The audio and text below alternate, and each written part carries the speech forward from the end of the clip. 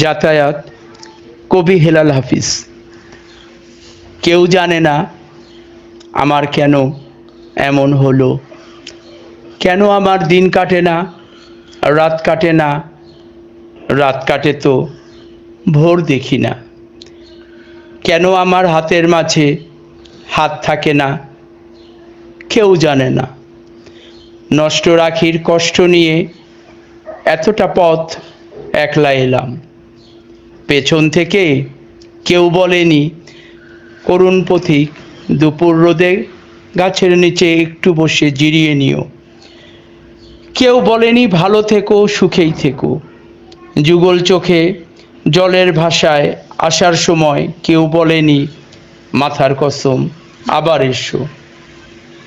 জন্মাবধি ভেতরে এক রঙিন পাখি কেঁদেই গেল, শুনল না কেউ ধ্রুপদী ডাক, চৈত্রাগুণে জ্বলে গেল আমার বুকের গৃহস্থালী।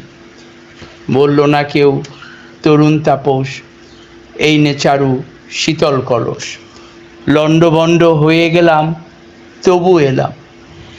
ক্যাঙারু তার শাবক নিয়ে যেমন করে বিপদ পেরোয়, আমিও ঠিক তেমনি করে সভ্যতা আর শুভ্রতাকে বুকে নিয়ে এই দুঃসময়ে এতটা পথ একলা এলাম শুশ্রূষাহীন।